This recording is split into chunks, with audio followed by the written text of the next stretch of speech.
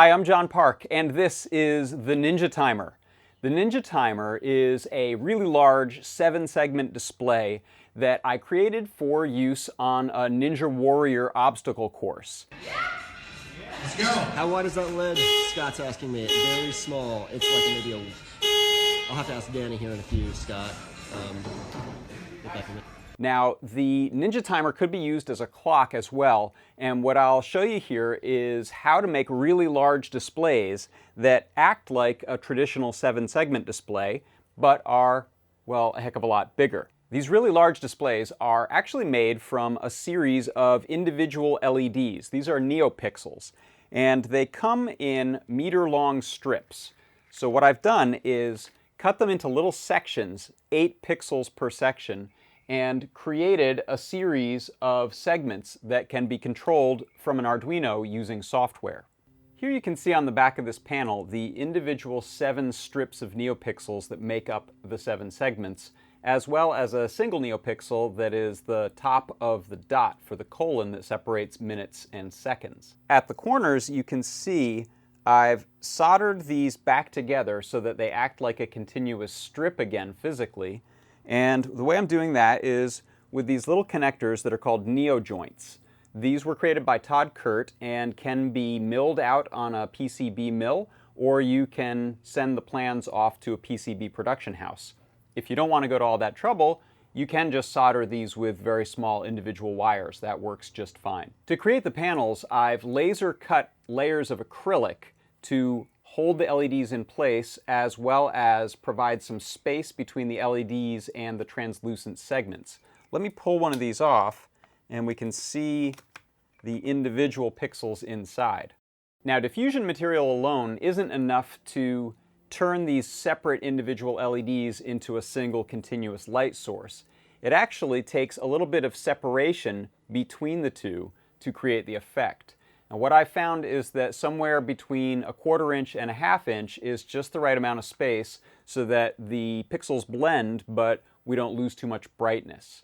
I created this little test stand so that we could measure the distance between the acrylic and the pixels where the effect starts to look just right. So here you can see we've got the individual 8 pixels are visible, and as we crank this out and get again to somewhere between 1/4 inch and 1/2 inch, we get a continuous segment instead of the 8 pixels. In order to assemble a panel, what we'll do is take our top layer, 3mm, and I've set the diffusers into it already. This can pop out just for demonstration purposes, but in the final you'll want to use some acrylic cement so that these stay put. Then I set this down and I'm gonna put these 1.5" number 6 screws in place with the panel face down. The next layer is a 6mm acrylic layer with segment cutouts that are inset just a little bit smaller than the translucent segments. That way those can't be pushed through accidentally, but these act as sort of a light tunnel so that we don't get light bleeding from one segment into the diffuser of the next one. After that 6mm light tunnel layer goes on, we're going to use some little nylon spacers that will give us a little more separation without adding another heavy layer of acrylic. This also provides a little bit of airflow inside the panel, which isn't a bad thing. You don't want to let things get too hot.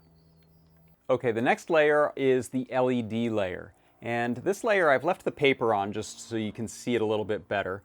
This has essentially a jig cut into it so that we can lay the LEDs in when we are initially soldering them, and it keeps them in place pretty nicely from wiggling around. I've also placed a little bit of electrician's tape on the back just to keep things from moving. We also have a capacitor that is smoothing out any voltage spikes and preventing noise on the strip, and I've got these standardized connectors.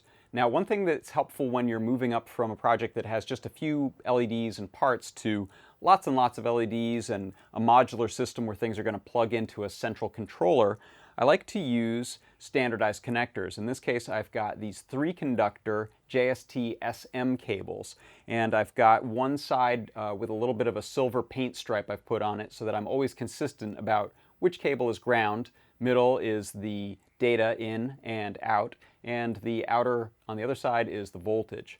Now I'm going to set this on top of the previous 3mm cutout layer. Okay, after I've set down the LED layer, I'm going to again create a little bit of space so that the back plane won't bump up against the connectors and the capacitor. And again, I'll have a little bit of airflow this way on the back side of the LED strips. For this, I'm going to use some washers and nuts. You could probably also find just the right nylon spacers for. I didn't happen to have those. They'd be about 3mm. Between 3 and 4 millimeters. So instead I found that one nut and one washer gave me just the right amount of clearance.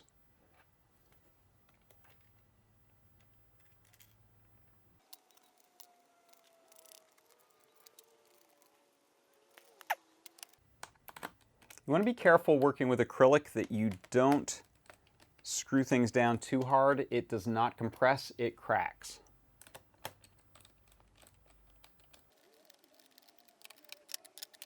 Okay, on go the washers.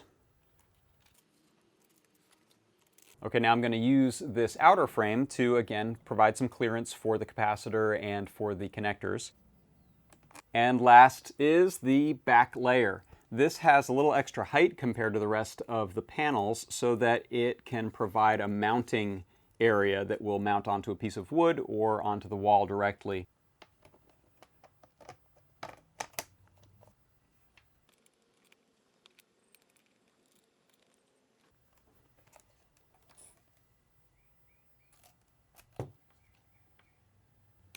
And there we have our finished panel.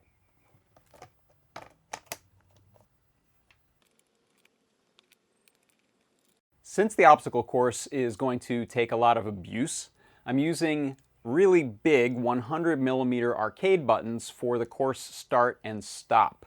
And since these need to be at pretty great distances from the control unit where the Arduino is, I decided to go with Cat5 cable or Cat6 cable. And the way to use these is with these great little RJ45 jack breakouts and the patch shield for Arduino. What this allows you to do is connect any wire from the Arduino to any of the 8 wires inside of each of 4 Ethernet cables. So this one runs to the start button. Go ahead and hit that, and then I have a run going to the judges table box. This actually has duplicates of start and stop, as well as a pause button so that in case a dog runs out on the course or something weird happens, you can pause the run and then resume it when you're ready. And there's also a stop button here, and I have the reset button to restart for the next run. Now, the stop button that's at the finish line at the top of the warped wall on the Ninja course is this.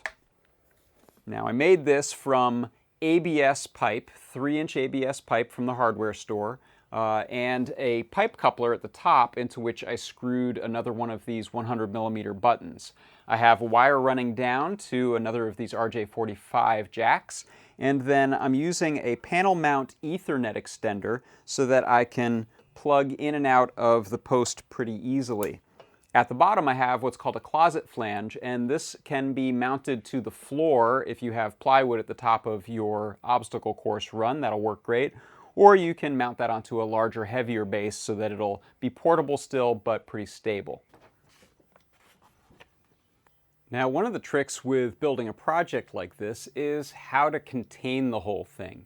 Let's have a look at this case I'm using for all of the electronics and the power supplies, as well as the various connectors we have out to the rest of the system. This is a sprinkler timer cabinet that you can get at a hardware store or online, and I've repurposed it to hold all of our electronics. There are a couple really cool features about this cabinet. One, it's got a bunch of pre-drilled holes in it to screw in your components. Two, it has a GFCI outlet built in. So I have a single grounded AC wire running out to power, and then I've got my power supplies plugged into this, and it even has fault protection built in. Now, if you're not comfortable working with high voltage electricity, get an electrician to check your work or wire it for you. Some of the features of this build are an Arduino that runs the whole thing, and I'm using an Arduino M0 Pro, which has enough memory to talk to all of these hundreds of LEDs. And since the Arduino M0 is a 3.3 volt system, I'm actually using a board with a couple of quad channel level shifters on it to talk to the 5 volt NeoPixels. I've also got a relay on here, which I'm using to control the 12 volts that are necessary for the car horn, using just the 3.3 volt signal coming off of the Arduino. Then I also have the patch shield, which is how I am connecting my pins out to the various Ethernet cables running to the buttons. This case also has a second layer underneath this mounting plane where I'm able to hide all of the large power supplies. The wiring is then routed out of the top of the case, and then I'm also using some colored zip ties to indicate which of these cables plug into the various parts of the system, so once things are closed up,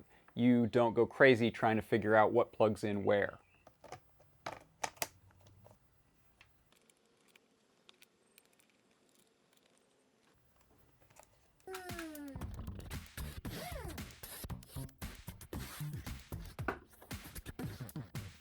I'm John Park for Adafruit Industries, and that is the Ninja Timer.